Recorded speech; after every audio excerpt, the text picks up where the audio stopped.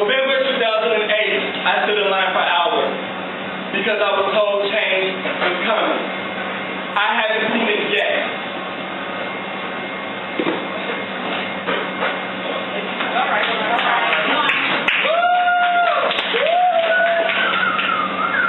So I crammed things down my esophagus, hoping to reverse effigies on trees, because that's my ancestors' sarcophagus. Because tomorrow, like today, change is reiterated, ricocheting from tongue to eardrum, echoing in soundproof wombs that turn embryos into diamonds, then back to embryos. Because no matter how hard we rattle bones in closets like the snow and globes, everything settles the same way. Now, a couple of years have passed, and I've decided to become more unpolynotheistic. Because the congregation of the USA is trained to hear in monotone when Holy Trinity speaks. Seeing holy trends of believing mono man can save poly people.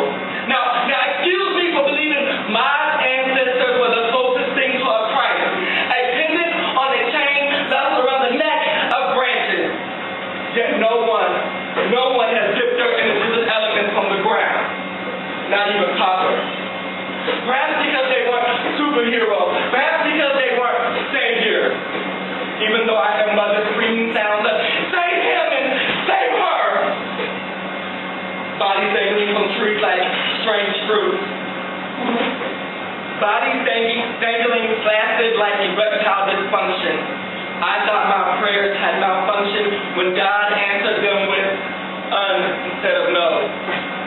Unassimilated and unfaithful, unlikely to be a POW, prisoner of words, fighting the war against stereotypes like Alpine and Sony. Now, I've never been one for celibacy, but I've been unaccepting of communal sex, unknowing the body of the Bible, never wanting its backwash or your backwash of the same bread and wine you drink in your saliva, believing high ratings equate to the salvation of change, but attention spans don't even equal the length of eagles.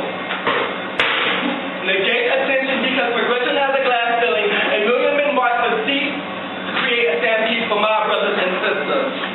A stampede of change that should have reiterated, ricocheting from pavement to insole, echoing in psychological wounds that bleed out like minstrels. I will show you just how cathartic purging can be. Like a pastor giving a blowjob to hypocrisy, gagging has become melodic. Candy is dandy, but liquor is quicker for you to forget that one night that change did come. But then went right back to the same thing. I'm unchristian, non-agnostic, but I just fuck with that atheist shit. I'm beginning to smell brimstone and a lot of BP oil on the surface of a nation under God. One man said he'll try to change this. He said he'll try to sweep up this mess, but wonders why his straw broom keeps catching fire. Perhaps because he became a stereotype like Alpine and Sony when he said, now whose ass do I have to kick? Probably because he became a stereotype, just another angry black man.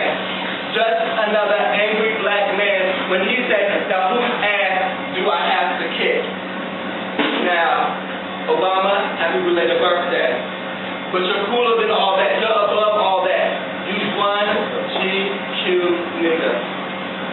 So why continue to perpetuate mainstream America's ideal picture of us? Why leave us unchanged? Perhaps because mono man really can't save poly people. Because no matter how many black presidents we elect, I will still face racism. No matter how many times we overturn Proposition 8, I will still be labeled faggot. And no matter how many times we make bones in closets, like snow and globes, America remains unchanged.